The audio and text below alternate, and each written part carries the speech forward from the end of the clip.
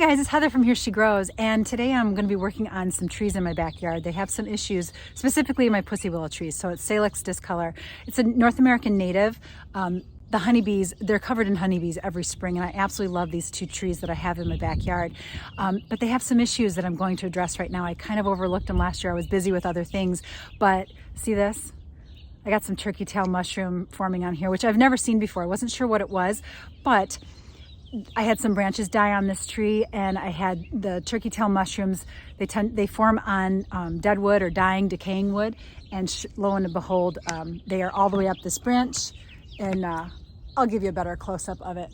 It's kind of hard to film. You can see them here, but let's get a closer look at it first. So they're kind of pretty, but they bum me out because it means the plant's got my trees have some issues, and I have another issue going on too. But these are turkey tail mushrooms, and the branch was dead last year. I never got around to cutting it out, and then the mushrooms started forming, and you can see them all the way up the branch here, and they're kind of on the underside. You can see a few of them peeking out here. But another thing, so I've got two of the pussy willow trees, but you can also see in my other tree, I've got these tufts of branches here, and you can see a few more back here and here. I've got witch's brooms forming. I should make it sound like they're actively forming. They've been there since last year. I noticed them last year. They're super ugly, and witch's brooms are great. And on things like pine trees, conifers, we get a lot of our dwarf sports from witch's brooms that they find in a lot of pine trees and conifers. Having a witch's broom in a willow tree is not such a good sign. The witch's brooms that are the good ones are from genetic mutations that occur. The witch's brooms that are forming in my pussy willow tree, they also are common in oak trees and other deciduous trees. A lot of times it's from a viral issue, a pathogen that's been spread by some kind of critter. I've had a lot of aphid issues in these trees, so I think my witch's brooms are the result of that. It could also be caused by some really bad, cold, icy weather we had last year, because it was last year was when I noticed the witch's brooms forming.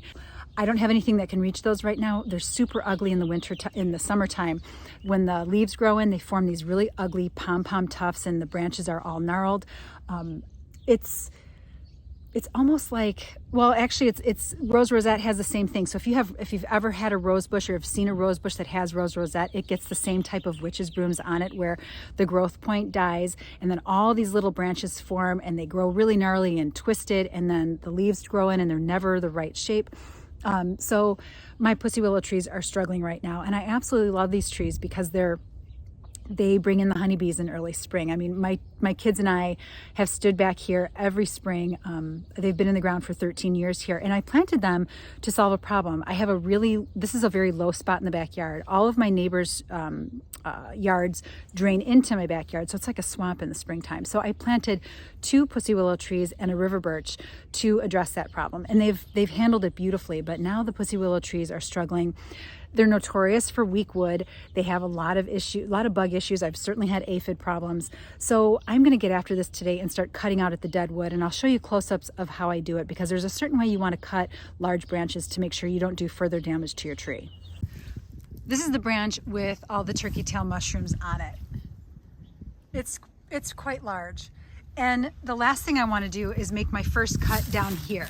I don't want to make my cut here because there's a lot of weight on this branch. If I make my first cut down here, I run the risk of tearing this off, and the wound will never heal. So I'm going to start close to the top, reaching up as far as I can to reduce some of the weight up here, so I'm not going to end up tearing my branch and at the trunk of the tree when I make my final cut. So we're going to start up top and start working our way down. And before I do any cutting of any sort, I always make sure that I clean my tools very well. I don't want to spread anything from one plant to another. So I'll clean my saw and my loppers with a little bit of rubbing alcohol. You could use bleach. I prefer rubbing alcohol. It's something I always have on hand. Clean them off, and then before I move to another plant, I make sure I clean them again. So just to make sure that I'm not spreading anything around the garden. I've not always been super good about that, but lately I've really tried to be on top of it and cleaning my tools properly. So let's get after the first few cuts.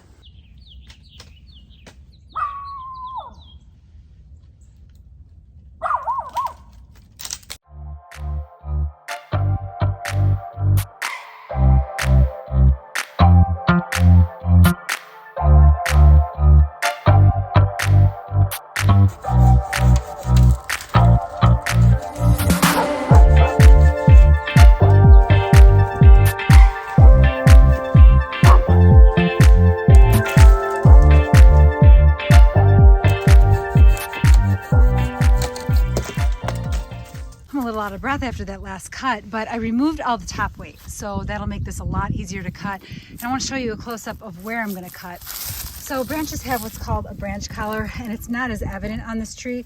What I don't want to do is cut diagonally into this trunk at all, and it's not as apparent. Let me see if I can find a branch collar that's easy to show you. Okay, so right here, this is a branch collar here, so you can see where the flare is. This is a healthy branch. If I were to cut this branch off, I'm not gonna cut it behind the branch collar. I'm gonna cut it in front of the branch collar and come this way. Because if I cut behind the branch collar, the wound will never heal. And then you've got a vector for insects and all kinds of disease. You wanna cut in front of your branch collar. So I would cut this, if I were to cut this, I would cut kind of that way and not cutting into this. Because then if you're cutting flush with this branch, you have this gaping wound that's never gonna heal. And this is my branch here. This is gonna be a tough cut because there's another branch close to it here. And I'm gonna make my cut, oh, let's see, I don't wanna come, I'm gonna have to make it here, I believe. I think that's the best way to do it and not come further behind it because I don't wanna risk getting into this and having it rip all this off. But, so I'm gonna make three cuts on this. So my first cut was to lighten the load up top. So we did all that. So all this is cut down. My next cut is going to be the underside of this branch. I'm not going to tackle the top of it first. I'm going to do the underside and notch it in so that when I start cutting here, it's already cut here and it won't tear away from the base and rip all of this off. So I'm going to notch it here quite a bit, a good amount, and then come on top of it and start cutting here so that it's a nice clean cut and I don't damage the rest of the trunk.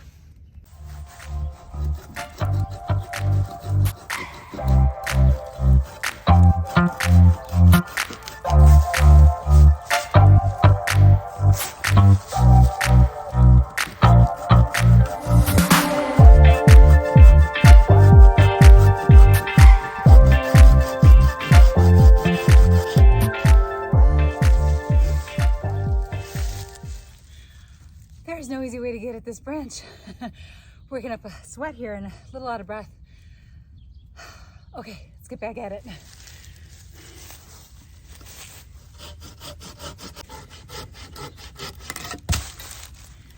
Holy cow, that's a workout. Well, maybe not. I actually think I made a really nice cut here. I was thinking maybe I left too much of it, but because the branch collar is here, so I can bring this around a little bit, see it a little closer. Right here, I actually made a pretty good cut, I think. And got my workout for the day. And I'm gonna probably leave those witches' brooms alone for right now. I have a few other branches on this tree to clean up. But that's the thing with pussy willow trees. They're a great North American native, great for the honeybees, great pollinator plant. I also get a lot of I think it's skippers that I get, skipper caterpillars in here because of these trees back here. I absolutely love them, but they do come with issues. They're a great problem solver tree, but I think they're pretty short. They can be short-lived too. So I'm gonna make a few other cuts on this tree, remove some other dead branches. February is a good time to do it. Things are still dormant. And then I'm gonna cut the branches, all these branches down, bundle them so that they can be hauled away this spring when we start having yard waste cleanup. So yeah, and then this issue will be addressed and solved, and I won't have to deal with it when things pick up in the springtime and I have plenty of other things to get at. So cut a few more things off and then I'll show you those mushrooms too.